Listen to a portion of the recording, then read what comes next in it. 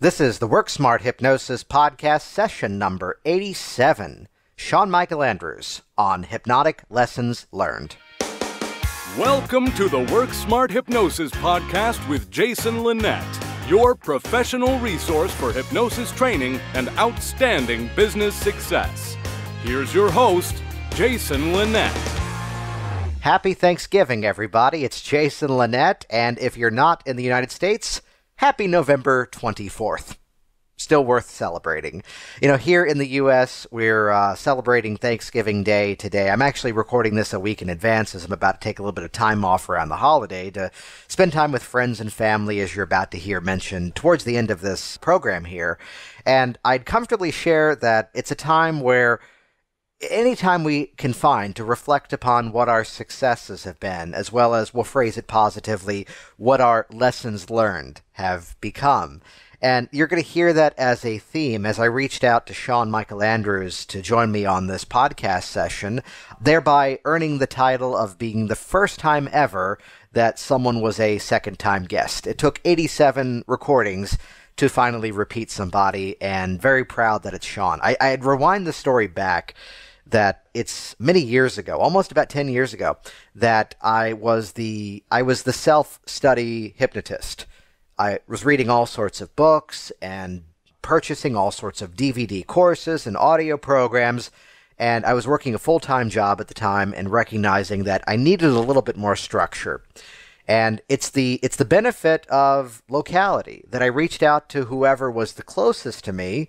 And it turned out to be the wonderful benefit that I got to train with one of the best people that's out there, as it was only a 10-mile trip down the road to train at the Glen Burnie Hampton Inn to be there with Sean for a series of days for the certification class.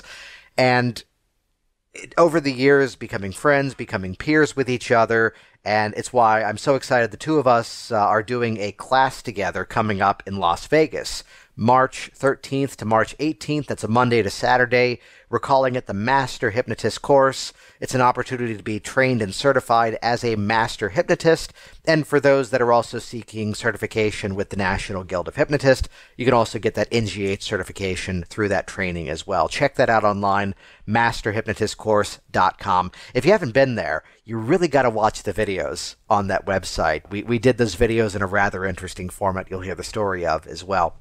So I'd reference that as hypnotists, there's a period of time before I really begin to build out the, let's call it, digital empire that I run nowadays with Work Smart Hypnosis. There's this podcast that you're interacting with. There's my training programs, whether it's Hypnotic Workers or Hypnotic Business Systems. In the next couple of weeks, we're about to release the Upping Your Vibe product featuring Joanna Cameron, training both stage hypnosis as well as energy work-based hypnotherapy. It's fascinating stuff that you've really got to see. Stay tuned to your emails for that one. This digital empire, before that, I was doing a lot more guest trainings in the local area. And it was uncanny the number of times that I would host something and somebody would say, "Oh, I've already trained in parts therapy before. I don't need to take that class with Roy Hunter." To which I would be the one on the opposite side of that going, 2 days of parts therapy? Oh boy, sign me up. It's that passion towards learning. It's that passion towards discovering new information. But at the same time, it's that discovery that we always can learn something new. And what you're about to listen to as I propose this topic to Sean, and you're about to hear the full conversation of it, is that really some of the best lessons we've learned have come from working with clients. So moments where we can respectfully make fun of ourselves after the fact, moments where we've learned a better way to address it, moments where we can challenge the things we used to passionately support. And to use my favorite phrase that comes from any good infomercial, there's got to be a better way. So you'll hear that, Sean and I are both people that make use of hypnotic age regression. Yet you may be surprised to hear the percentage of clients that we actually end up using that process with. Sean is known as the world's fastest hypnotist, yet I'm sure there's clients he doesn't do instant inductions on. I use them very frequently, but they're not a match with everybody. And he and I are also both people that chances are you're a client, you're in our session for the first time. odds are pretty good that you're going to get a Dave Ellman induction. Yet there's going to be moments where that's not the appropriate choice.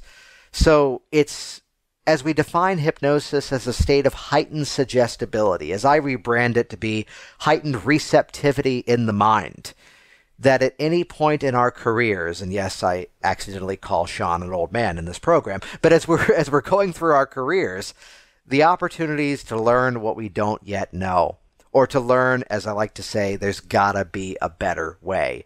To get more just like this, join us in Las Vegas. The class is coming up Monday, March 13th to Saturday, March 18th. It's called the Master Hypnotist Course. 6 days of accelerated advanced training, whether you are brand new to hypnosis, whether you're already trained yet lacking the confidence you really, really need to jump in and really start to make a living and really start to see clients and help them get the results. That's what this class is all designed to help you do. I did not run this by Sean, though I'm sure it's perfectly okay. And of course, now that I say it, I've got to stick around here at the office and program the damn thing I'm about to mention to you. But as a thank you for interacting with this program as you register for the Master Hypnotist course, type in the promo code Thanksgiving. So, like the holiday, Thanksgiving, make sure it's in all caps. The system can sometimes be a little finicky about that. So as you're checking out as you're registering for the Master Hypnotist course, type in the promo code Thanksgiving, all one word, all in caps. That'll knock 10% off your registration. So let's jump right in. This is session number 87, Sean Michael Andrews on Hypnotic Lessons Learned. So I do have to congratulate you that basically 87 sessions in, you are officially the first repeat guest on the Work Smart Hypnosis podcast. Whoa. Yeah. I am honored. So I know you've got your whole Hypnotist of the Year, Educator of the Year, but this is the one that needs to go up on the placard on the wall. I just need to figure out how I'm going to phrase this on my yeah. Although still, even to this day, as I even go to various hypnosis conventions, there's still the conversation of, well, what's a podcast? Yeah. Ooh, really? Yeah. So I know luckily the people listening to this now are not on that side of the conversation. But good to have you here once again. And as this is actually going to be releasing on Thanksgiving Day here in the U.S., I kind of want to just connect with you on the theme of, let's call it best lessons learned in hypnosis. And, maybe things we've learned from trainings, maybe things we've learned through the School of Hard Knocks, being out there doing the sessions and, learning from our clients, the things that occur. Mm-hmm. Yeah. I'd share something that comes to mind immediately was something that I am proudly ashamed of still to this day. That, used to live in this area as well. And I'm driving into my office park a couple of years ago, and it's, you've been here. It's a pretty small office park. I'm in the very back, and as I drive in, the local power company is Dominion Power, and there's at least 7 or 8 trucks completely packed into my office park.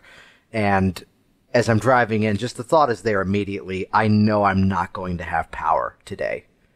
And as I get into the office, sure enough, no power. It's a day like today. It's like 60 degrees outside. It's nice enough that we don't need the air conditioning. But I actually call up my first client and say to him, hey, there's no power at the office. Why don't we go ahead and reschedule? And what he said next is kind of fitting into this theme of lessons learned. As he goes, you talk to me in a room with my eyes closed. Why do we need power? So, call it the lesson of figuring out that maybe sometimes we overthink it. Absolutely. I love that. I mean, well, and I know that there are a lot of hypnotists out there who use a lot of extra things that really are unnecessary when they do their sessions. Like, for instance, they want the soothing music, and sometimes they use other gadgets, the blinky glasses, and there are many other different things that they can use, but it's not really necessary. Really, the only thing you need is you and a client. And the further away that you get from that, the more complicated you make it, and I don't think you make the hypnosis better or the hypnotherapy better. Right, I always look at that environment, and even this week, there's it's something I'm curious about. I'm very much a gadget guy, yet still, I always flash back to the phrase of, "What do you do when the power goes out?" And there's people that I know of who make use of that style of process that are extremely skilled hypnotists, and it's the fair statement that the ones that are coming to mind, I know people like Mark Carlin, James Hazelrig would put headphones on the clients as part of the process, and these are wonderfully skilled people, and the skill is still there even without it. So again, it's where to lean heavily on something we don't need. It's where building up that confidence in the process. The brand new hypnotist who somehow forgot their scripts the day of the session. I'm sorry, there's civil disobedience. We need to cancel the... No. to build up that confidence from the inside of, this is what I need to do. This is what I need to create inside of the process. Well, I would suggest that both James and Mark could do quite fine without the headphones. I mean, I guess it's kind of cool. You can talk to them through the microphone and it reverberates but I don't think they need it, and I think they do just fine without it. So then let's get to the topic of lessons and training. Is there something that comes to mind, a story perhaps of whether it was something that happened while you were training or something even inside of a training you attended that still kind of sticks with you to this day? Good question. Over the years, well, let me start with a brief story. I was talking with a very experienced hypnotist a couple of years ago, and she had just done a new edition of her best-selling book.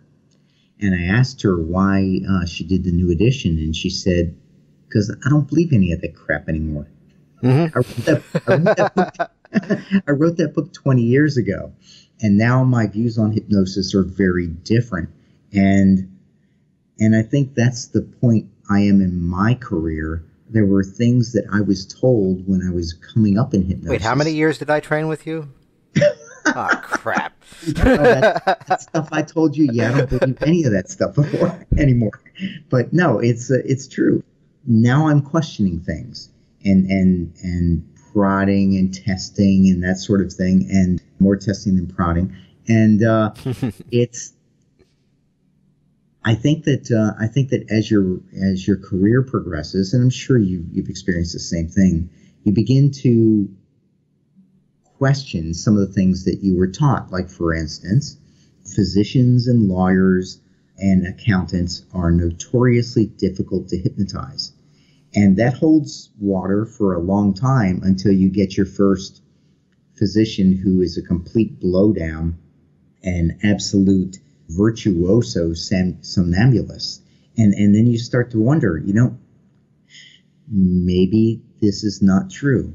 I mean, it could be a physician or a lawyer or an accountant could be not the greatest subject, but they might be the most wonderful subject. So I think that as we progress in our careers, as you and I have, we begin to doubt some of the things that we were told and some of the things that we believed, and unfortunately that we taught people.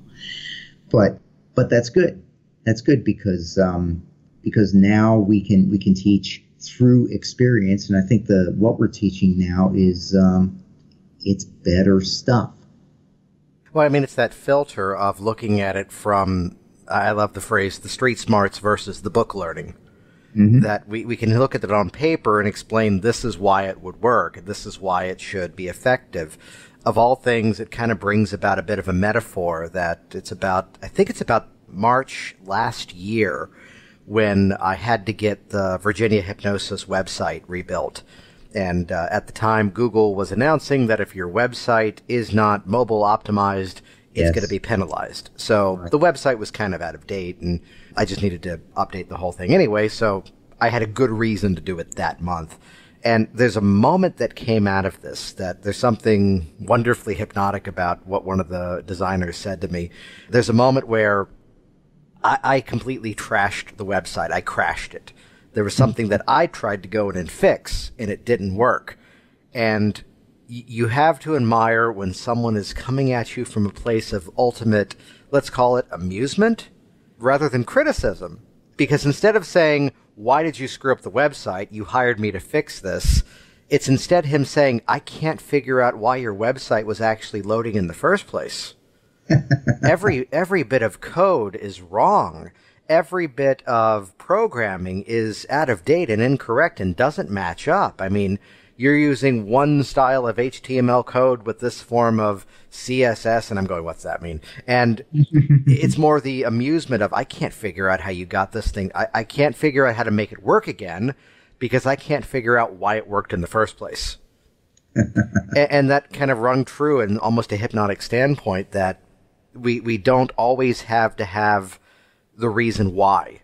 You know, as much as you and I are both, you know, proponents of hypnotic age regression, that the phrase that I keep coming back to, and this is a story I'm about to share that's I'm sure come up on this podcast before, I think actually when she was on the program, yet our mutual friend Cheryl Ellman was talking about how working with someone with phantom limb pain, there is a fascinating form of physical therapy where they set up a series of mirrors. It fools the eye that you can look at the mirror reflection and suddenly it's as if you can see the missing limb. And somehow it tricks something in the neurology to then fill in the gaps, and then that individual, the pain is released almost immediately. Mm-hmm. And she and I are talking about this, and she says, but I don't know how to set up the mirrors. And somehow out of my mouth slips the phrase, why don't you just do hypnosis? Exactly. Which it's a mutual friend as well who was doing a stage hypnosis program, and people kept falling out of their chairs. And I loved the fear he expressed of, does this mean I'm too powerful of a hypnotist and maybe I shouldn't do shows? Oh. And the answer is, well, why don't you just do hypnosis? Why don't you just suggest the chair is there to support you completely? The body will safely remain in the chair. Exactly. And something I would like to add, and the chair is stuck to the floor. Yes.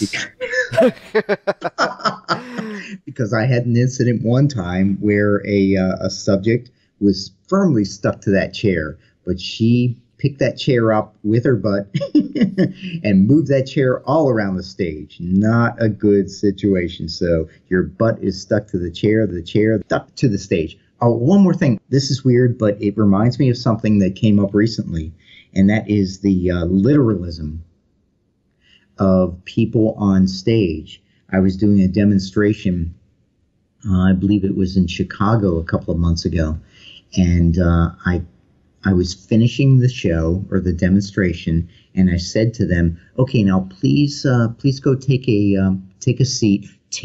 Please go take your seat in the audience." And two of the people on stage, you know what's happening. Two of the people on stage picked up their chairs and tried to take them back into the audience. The literalness of people who are deeply hypnotized, it never ceases to amaze me. I forget who I first heard. I think it was William Mitchell that I heard tell this story, and then suddenly I had it happen as well. She is a personal trainer and someone who, you know, you don't have to tell this person to go exercise because she is teaching that body pump exercise class 4 or 5 times a day. And she's someone who, from the fitness side, tracks every calorie, eats the same foods. And basically, as she's aged, the same methods are not working the same way they did before. Basically, let's just call it the metabolism has slowed down, and there's a few extra pounds in the body. And she comes in, and it's where really do have to listen to the client sometimes, because they really do give you everything they need. Mm-hmm. You know, that sometimes weight loss is this emotional thing to have to address and all this extra baggage to have to release.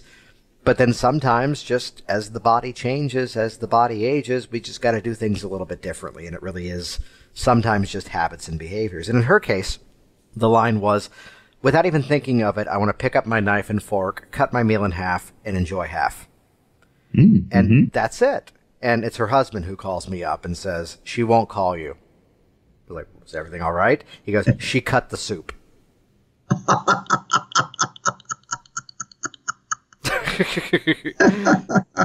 So without even thinking of it, pick up the knife and fork, cut the meal in half, and enjoy half. Exactly. Hey, it worked. Somehow running the knife through soup was a wonderful hypnotic suggestion as well that solidified that she was in control of her behaviors from that point forward.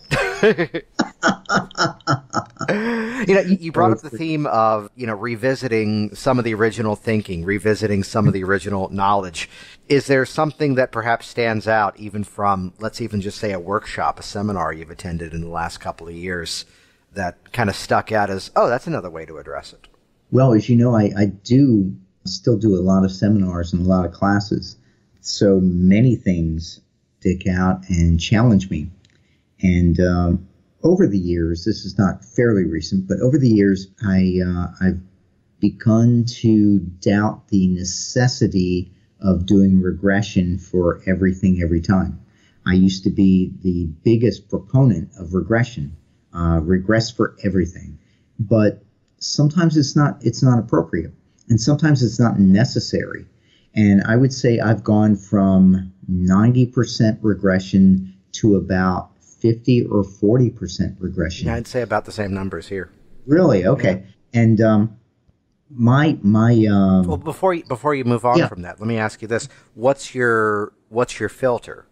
What's your deciding factor then in terms of when do you do it, when do you not do it? I think it's similar to a medical sort of thing. I do something less invasive, and if I'm getting good results with something less invasive, say direct suggestion, then that's fine. But if I'm not getting good results with it, then I do the surgery, and then I do the regression work, age regression work. That's a great way of that's a great metaphor of it, because I can point to many years ago, before I got into better shape and got into better health consciousness. The line is, I developed a bad habit where I kept spraining my back. And there was one time that I sprained it so horribly, 4th of July, by trying to drag a kiddie pool filled with water, as is usually the case of most injuries. And I'm there. It's the emergency room. It's the 4th of July. They are busy, and the doctor just walks in, and he was done with me in a minute, because he goes, "Were you hit by anything?" "No." "Did you fall down anything?" "No." "Okay, well, this is a strategy I like to call diagnosing by process of elimination.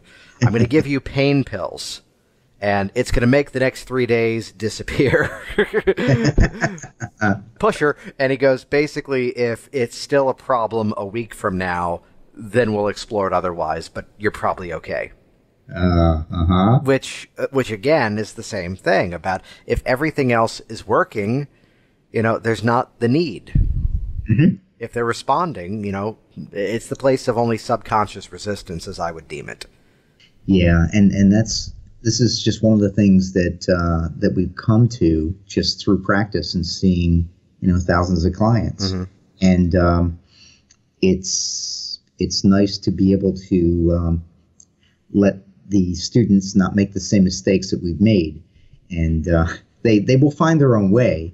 Anyone that studied with you or with me, they eventually will find their own way, but they're not going to get just the regurgitated wisdom of the ages. They're going to get the knowledge from people who are seeing lots of clients, have seen lots of clients, and have tried a lot of things and failed. That's the other thing. I mean, many of the organizations out there, they produce, I don't want to say produce, they certify trainers, which is good. And one of the things that they always do is they want their trainers to have been in practice for a significant amount of time, because that's where you learn. You learn how to do hypnotherapy by seeing clients. Yes, you learn in school, and yes, it's wonderful to get really good instructors, but your real training ground is when you're out there seeing clients. And so that's why most of the organizations do not want to certify trainers who have not experienced working in a practice with real clients. There's a line that often wraps up some of the classes that I do these days, which is a playful bit of wordplay about, so it's the end of the class. This is really the beginning of a conversation. As there's ongoing resources, there's ongoing communication you get as training with me. However, at this point, I'd like to inform you all, you've been duped.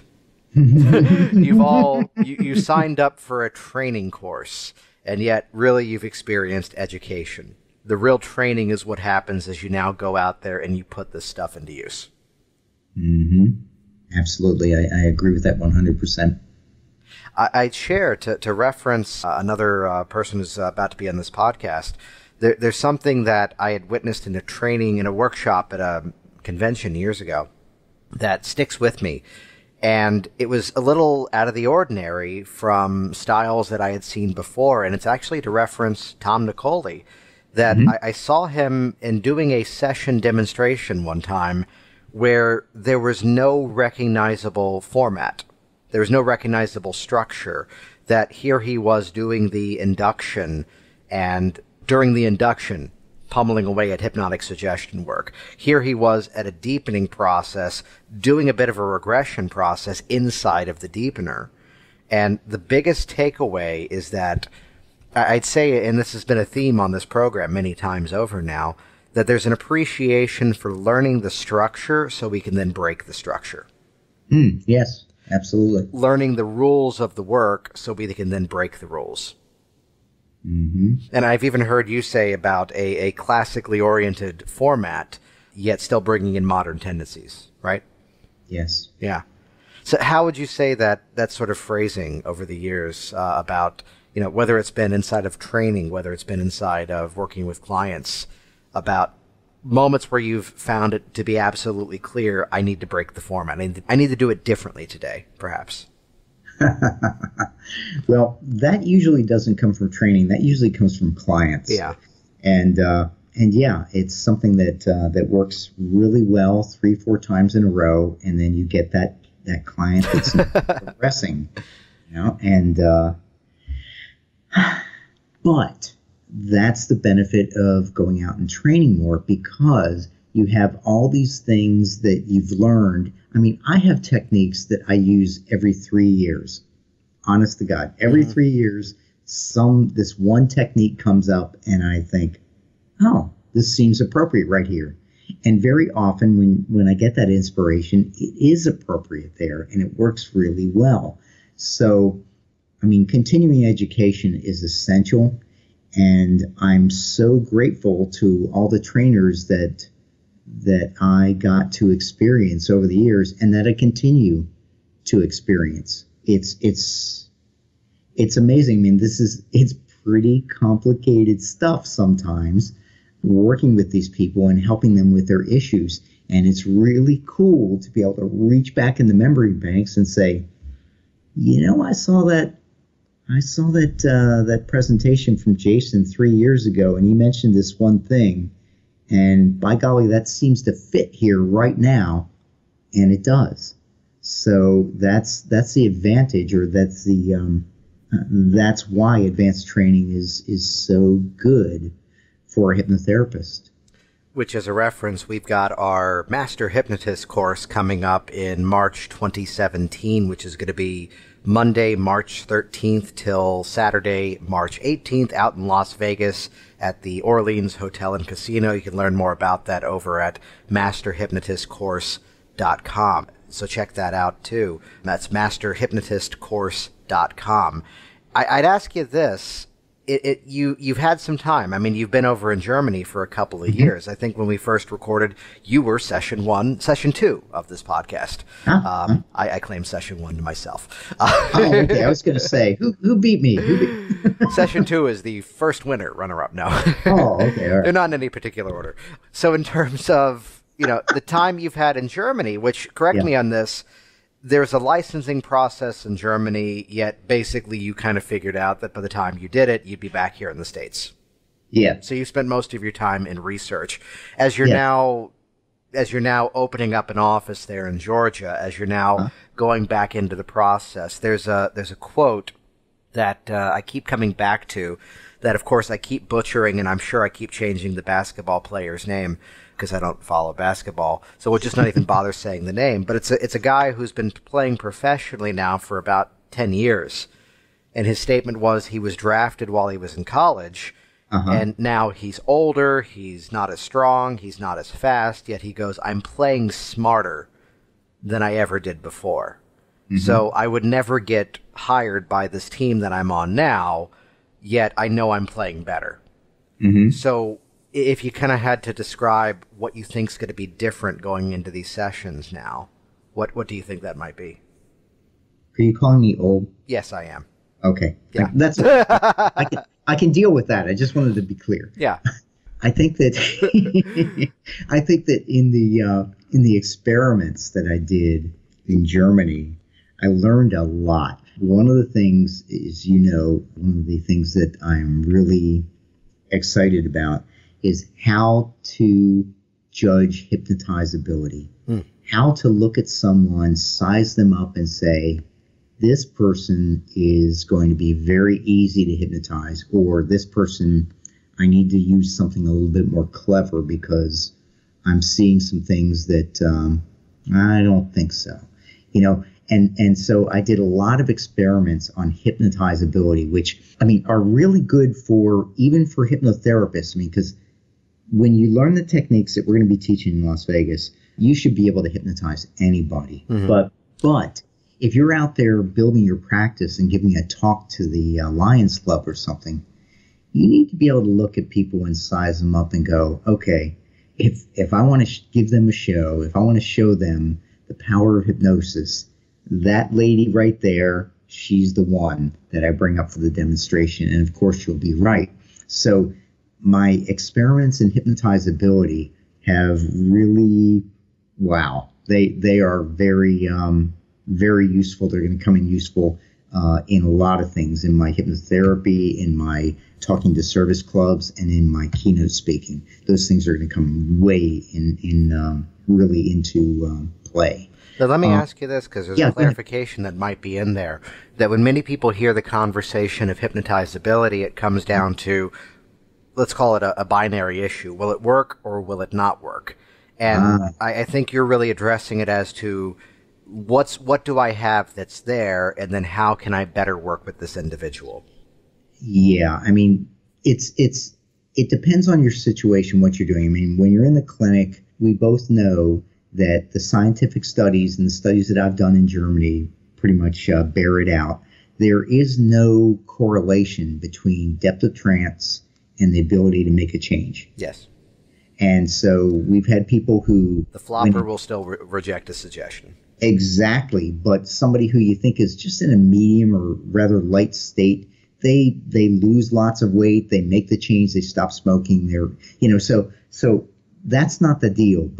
But sometimes hypnotizability and depth of trance are important. And being able to, I've got a video, it's on YouTube, but I've got a lock on it, but I'll send it to you. I don't know, maybe we could share it with people. Mm-hmm. And I found someone in my committee, and I just knew. And when she drops into hypnosis in the chair safely, the crowd gasps. That's pretty cool. When they see somebody drop into hypnosis and they gasp, they know right then that, wow, that guy's pretty cool. Not really, but that's what they so I like that. So anyway, there are some advantages in that. Little things. There are so many things that I experimented with. Alcohol and hypnosis, caffeine and hypnosis. How many people have ever, who are running a hypnotherapy practice or stage hypnotists, and someone says, well, I drank some coffee. Is that going to be a problem? Well, I learned some things about that. And one of the things is that, no, it's not a problem. You'll go into hypnosis nicely, but you may not think you were in hypnosis very deeply. And that could have an effect in therapy. It would be no problem at all on the stage or during a demonstration. However, in therapy, we want them to know that they were very deep in hypnosis. So even though they are, if they had 2 cups of coffee, they're not going to think they were, and that could have an effect on the therapy. That's just kind of like one of the little fine points that we'll be bringing out in Vegas. Although, let me bring this up, and this is something I don't think I've ever talked about to anybody in hypnosis. So we stopped the recording?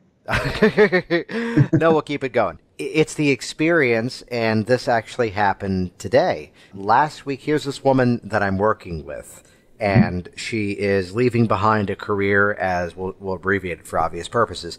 She's leaving behind a career being the employee. She's now going out full-time as a realtor, basically a independent contractor, self-employed. And we're working on a lot of confidence issues. We're working on a lot of, standing up in front of a group of people and talking about what she does, being more of the go-getter. And it's the interesting moment where it's our third session. And last time we were here, we did hypnotic age regression, and we released a whole bunch of stuff. And the week since then has been outstanding. I mean, the results are in motion. She's attended this event. She's signed up this many new potential clients. She's now showing houses to this couple that was on the fence that she kind of gave the, okay, let's do this or not ultimatum to, and now they're taking action. So things are moving forward. Yet here's the perception. Because last week's session was more interactive, they have the perception that they were not as deeply hypnotized. Because session 1 was a lot of direct suggestion and a lot of imagery and a lot of deeper relaxation-based stuff. And by nature of that second session being interactive, which, if we want to get technical, required a deeper level of hypnotic trance to pull it off. Sure. However, the perception, because of the interactive nature of it, I wasn't as deep. Interesting. Have you run into that? Yeah. It's what we always want. Well, what I always want, you may disagree on this, what I always want is I want the person to think, wow, I was really zonked, whether they were or whether they weren't, because it just helps the outcome often in the session. Other than that, then we have to look at changing the perception so that sometimes you're going to be deeper, sometimes you're going to be lighter, but it's just part of the plan, and you're still going to get the outcome. I worked with a realtor years ago, and what we did was we got his financial records, he gave me his financial records, and we wanted to Those are measure. so easy to find online, by the way, but that's another story. Probably, yeah. But this is years ago, so it wasn't as available. And we looked at his records, and he had this many calls, and he had this many clients, and he had this many showings and this many sales. And so it was very obvious. And I said, so, sometimes it's going to be different in the session, but look at the progress. And he had to admit, my gosh, and he gave a great testimonial, but my gosh, I'm making a lot more money. This stuff must really work. So yeah, it's all about perception. But yeah, in general, we want them to feel really zonked. There's a woman that I worked with, and understand this is not a criticism of the psychological profession. However, this is a criticism over the character type that got a college degree in psychology 30 or 40 years ago and then decided, I don't want to do this. And they went back to school, got a degree in something else, and they moved on. But clearly, they're still an expert in all things involving the mind. Yeah, which I've only had a few times, but it's one that now, as it pops up, is buckle up, we're going there again. And as we're working, she and I are doing weight loss, and she is a great example of someone that, from the phone call, I'm thinking, oh man, there's a lot of stuff under the surface on this one. I'm probably going to end up doing some sort of regression on this person. And I never went beyond direct suggestion with her, and she was losing weight, and it was flying off and easy and doing fantastic with it. So again, learning when and where. We don't use every tool we have on every job. Yet Absolutely. She would sit there, and the debrief and the recap of the previous session before jumping into the next one was always, based on everything I've ever studied, there's no reason why anything you're doing should have any effect. To which I just learned to smile and say, what did the scale say this morning? And as if it was perfectly rehearsed, she'd shrug her shoulders, reach down, pull the lever on the recliner, and just close her eyes and say, okay, let's just do it. Can't argue with success. Yeah. Well, awesome. Let me ask you this. If there's something that you're looking forward to, let's say, continuing your own journey of inside of hypnosis, if there's some sort of mission statement you've got for moving forward. So as we started this off as lessons we've learned by doing this, let's phrase it as, what's a lesson you'd like to refine or learn more of in the coming years? I want to do more studies. I used to do a quarterly study, and I'm going to bring that back. the one that I'm thinking about, I want to copy one, and then I'll branch out. I want to take a real estate agent, a car salesman, and something else. I'm not sure what. And I want to work with them, and I want to take their financial statements, and I want to change them in 3 months, and look at what I can do, how much money I can make them in that amount of time. I think that will be really fun. So that's one I want to do. Yeah. There are more. I want to do some more, with hypnotizability, of course, because that's my passion. But I want to try new things, like with this thing with the salespeople.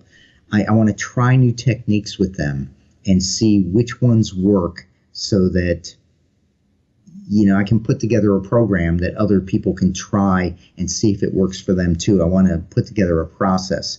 But yeah, I want to do my quarterly projects again, because those I love it. It's just so much fun.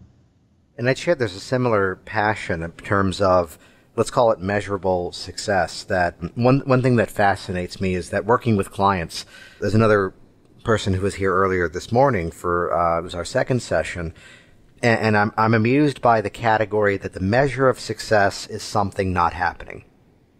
So in this scenario, we were dealing with a lot of nighttime snacking and a lot of extraneous eating, and she's having to kind of sort through and realize, oh wow, I've actually done really, really well this week. Because it wasn't the category of, oh, you wanted to exercise more and you've been 5 times. No, the measure of success was that she just kind of took care of things at home and wasn't distracted by having to eat extra things. So similar to that, the measurable success, it's the passion, let's put it back towards the training, the imparting of knowledge, that as we look at what a student receives as part of their educational experience, to really motivate them to actually put this stuff into use. That there's so much knowledge that's out there. There's so much insight. There's so many experiences. And it just comes down to the styles of which how we instruct with, whether it's hypnosis, whether it's NLP, so that people really integrate the information and really put into use, rather than just I've got another piece of paper. Oh, I've been through this other course. No, they're actually, we talk about hypnotizability as this heightened state of suggestibility, which is that receptiveness to take the information and actually do something with it. So that conversion of knowledge into action, which is why I'm excited that you and I are doing this course in Vegas coming up, masterhypnotistcourse.com, that you've got a whole resume of people that are out there working and doing hypnosis, and I've got similar as well. And it's called the Captain America moment, when our powers combine. Those Wonder Twins powers, wasn't it? Something like that. I'm going to screw up every cultural reference possible, but there's heart behind it, and that's what matters. We can cut that part out. That's not good. Leave it in. Leave it in. It's more fun that way. Yeah. Well, cool. What are your plans for Thanksgiving? Let's see. We're bringing Stephanie's mom down, and we'll probably have Thanksgiving. Well, the plan is we're having Thanksgiving at the boys' house, and so Steph will be cooking, and her mom will be here, so that'll be good. Boys have got to shovel out the house. I swear they just destroy a house in like no time. Young men, 26 years old. Yeah, it's. Yeah. A 3 and a 5-year-old do the same thing. Claire and Max are... Yeah, but that 5-year-old is a really fast hypnotist. If anyone wants to look that up on YouTube, is that video still up? Yeah, I'll have to put that in the show notes for this one. I've got Claire doing an instant induction, I think at 2 years old. Yes, she was great. Where she says, 1, 2, 3, sleep! Now, she does say wake up, which we're technically not supposed to, but we'll let her get away with it. Well, I think so. I think she can get away with that. See, we pull off the double Thanksgiving, that we do the Thanksgiving, then we do the Friendsgiving, that we've got so many friends that are back in the area, which by a fluke of scheduling this year, we're hosting both. So it'll be Thursday, cook and prep, Friday, rest, Saturday, cook and prep. But Good times around. Yeah, yeah, it'd be nice. Well, awesome. Thanks for making some time available for this one. And I'd point everyone over to check out masterhypnotistcourse.com. If you haven't been to that site, check out those videos just to share some of the technical fun behind that. We shot all those videos while Sean was still over in Germany. So the wonders of having two cameras running. We were connected via Skype, and that it basically took, I've got a full-time video editor for everything over at WorkSmart Hypnosis, and it took Jan about 2 weeks to sort through those of how do we splice it all together in a way that actually makes sense. He did a great job. It really looks good. He did a fantastic job that you get the actual feel of how we did it live, but again, we're a couple of hours on the cutting room floor, so maybe we can pull some B-sides out as well. Sounds good. Awesome. All right, my friend. I'll see you soon. You take care. Give my love to the family. All right, I'll see you. Take care. Bye. Thanks for listening to the Work Smart Hypnosis podcast at WorkSmartHypnosis.com. Jason Linett here once again, and as always, thank you for interacting with this program. Thank you for sharing your feedback, whether it's online, on iTunes, or in person. I got to share the biggest thrill out of all of this is the fact that I can go to a hypnosis convention, and there'll be people that I don't know, and you'll walk up to me and say, hey, your session on this really helped me out. Hey, your insights on this specific technique really were effective for me. That's really changed my process. I never get tired of hearing that. So share your feedback online on Facebook, on iTunes, or anywhere you choose. And again, once again, head over to masterhypnotistcourse.com to register for the class out in Las Vegas with myself as well as Sean Michael Andrews. Get registered, get trained and certified as a master hypnotist. Plus, you can also qualify for the NGH certification as well. And once again, enter the promo code Thanksgiving. Type that in all caps, all one word, and that'll knock 10% off your registration. Thanks so much. Happy holidays, happy Thanksgiving, happy November 24th, or really, as is the nature with podcast, happy whatever day you end up actually listening to this thing. See you next time. Hey, it's Jason here, and reading is lame and videos are awesome. So do this right now. Go ahead and click subscribe right here inside of this video, and that will link you to my YouTube channel, and you will be the first to find out as new information is shared here online. Click subscribe now. Stay in touch. I look forward to hearing of your success very soon.